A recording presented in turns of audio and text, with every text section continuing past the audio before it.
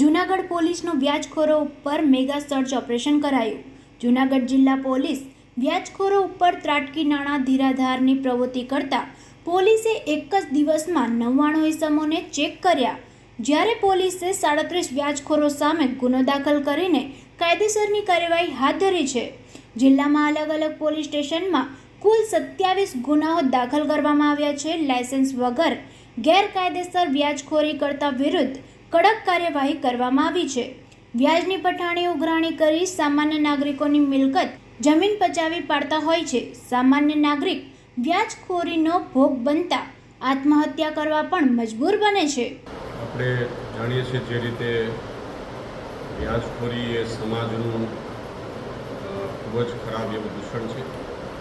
કેટલીક વાર આ વ્યાજખોરો નિર્દોષ લોકો પાસેથી 10, 15 કે 20 થી 30% સુધી અલગ અલગ દરે વ્યાજ લેતા હોય છે અને એના કારણે ભોગ બનનાર છે ક્યારેક આત્મહત્યા કરવા તરફ અથવા તો એમની મિલકત પડાવી લે અથવા તો એમનું જીવવું છે એ દુષ્કર થતું હોય છે। માનનીય ડીજીપી સાહેબની ડ્રાઈવ છે એ છેલ્લા કેટલાક સમયથી ચાલી રહી હતી। વ્યાજખોરો વિરુદ્ધ કડકાઈ કરવાની સૂચના અને માર્ગદર્શનના આધારે જૂનાગઢ જિલ્લામાં છેલ્લા એક અઠવાડિયાથી અલગ અલગ પોલીસ સ્ટેશનમાં એક હોમવર્ક કરવામાં આવેલું। ખાનગી બાતમીદારો મારફતે કોણ આવા ગેરકાયદેસર રીતે લાયસન્સ વગર વ્યાજના ધંધા કરી રહ્યા છે એ બાબતની હકીકત એની રીડર બ્રાન્ચ અને LIB મારફતે ખાનગીમાં માહિતી મેળવવામાં આવેલી। ત્યારબાદ ગઈકાલે સવારે 7 વાગ્યાથી અલગ અલગ ટીમો પાડવામાં આવેલી।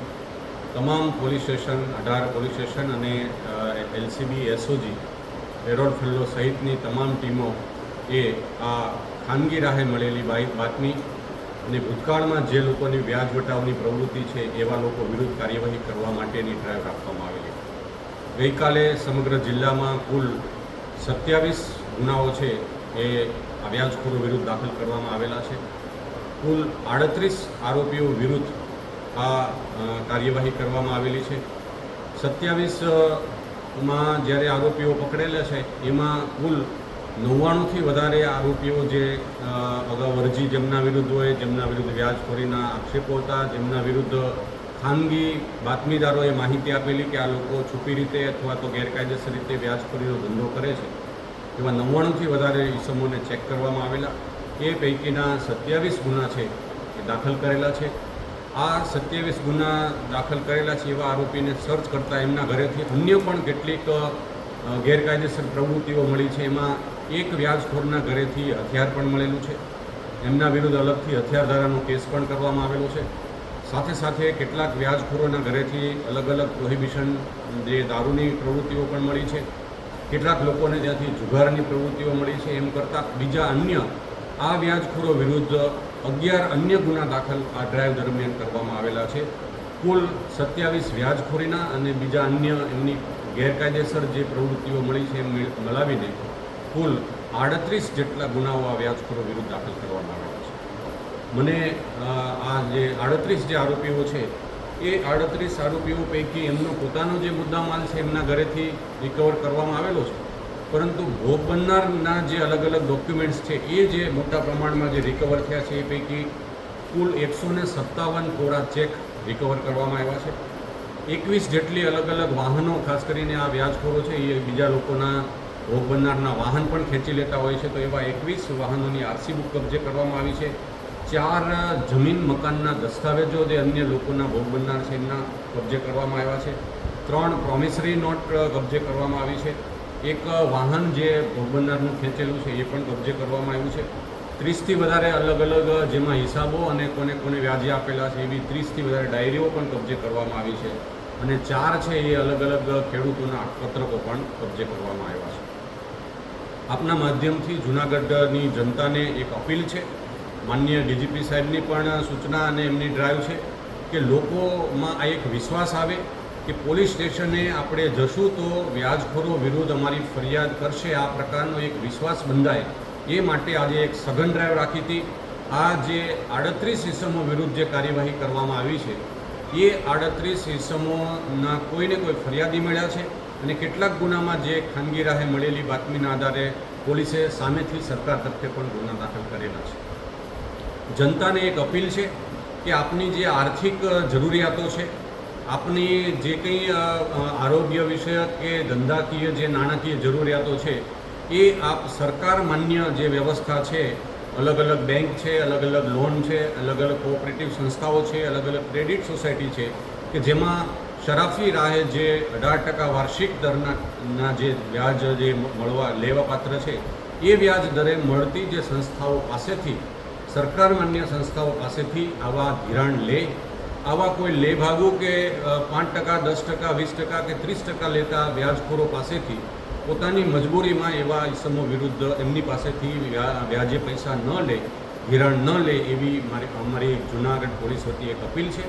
બીજી અપીલ એ છે કે આપને કોઈ પણ વ્યક્તિ વ્યાજખોરીના નામે જો આપને પરેશાન કરતો હોય અથવા ધમકી આપતો હોય અથવા આપની મિલકત પડાવી લેવાની કોશિશ કરે તો એવા સમયે આપ નજીકના પોલીસ સ્ટેશનમાં અચૂક સંપર્ક કરવો, જેથી કરીને આપને કોઈ પણ પ્રકારનું એવું અપમૃત્યુ પ્રકારની ઘટનાઓ ન બને ને એમને માટે મજબૂર ન થાય. એ માટે જાહેર જનતાને પણ એક અપીલ છે કે આવા જે કેસો જ્યારે ધ્યાનમાં આવે છે ત્યારે અચૂક પોલીસ સ્ટેશનમાં એમને લઈ જાય અને પોલીસ સ્ટેશન એમની કાર્યવાહી કરવામાં આવશે.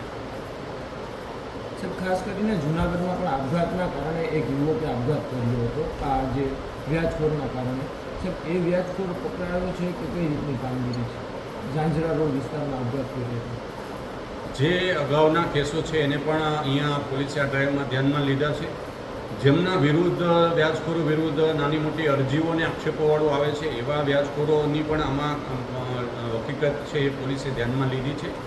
એમ કુલ મેળવીને ખાનગી બાતમીના આધારે કુલ 99થી વધારે ઇસમોને આઈડેન્ટિફાઈ કરવામાં આવેલા અને એ દરેકના ઘરે પોલીસે છે એ રેડ કરીને સામેથી એવા ઇસમો પાસે સરકાર તરફે જ્યાં જરૂર લાગે ત્યાં, અધરવાઇઝ જેવા અરજદારો હતા કે જે ભોગ બનનાર હતા એમને બોલાવીને પણ એમની ફરિયાદો છે એ દાખલ કરવામાં આવેલી છે. કેશોદના બામણાસાની ઘટનાના હિસાબે આ કાર્યવાહી કરવામાં આવી એવું લાગે કે આ કાર્યવાહી માન્ય ડીજીપી સાહેબની ડ્રાઈવ 21 તારીખથી ચાલુ છે અને એ ડ્રાઈવના ભાગરૂપે લોકોને જાગૃત પણ કરવામાં આવી રહ્યા છે. દરેક પોલીસ સ્ટેશનમાં જે અરજદારો પોતાને કોઈને કોઈ રીતે વ્યાજખોરો એમને પરેશાન કરતા હોય એવા અરજદારોને પણ બોલાવીને એમની પાસેથી હકીકત અને વ્યાજના પુરાવાઓ પણ મેળવવાની કાર્યવાહી ચાલુ હતી. બામણાસાની ઘટના છે એ દુઃખદ છે, એમાં તમામ આરોપીઓ પણ પકડાઈ ગયેલા છે. પણ આવી ઘટનાઓ છે એ વ્યાજખોરોના કારણે આવી ઘટનાઓ છે એ આપણા સમાજ માટે ઘણી જ દુઃખદ ઘટનાઓ છે અને કલંકિત છે. આપના માધ્યમથી એક જૂનાગઢ જિલ્લાની જાહેર જનતાને પણ અપીલ છે કે આપને ખોટી રીતે અને આપ જો સાચા હોય તો પુરાવા સાથે પોલીસ સ્ટેશન આપ અચૂક રજૂઆત કરો. આપની રજૂઆત અંગે અવશ્ય કાર્યવાહી કરવામાં આવશે. સાહેબ, આવો કોઈ ઇસમો દેખાશે કે ગેરકાયદેસર પ્રવૃત્તિ કરતા છે તેની સામે કેવી કાર્યવાહી થાય આવનારા દિવસોમાં?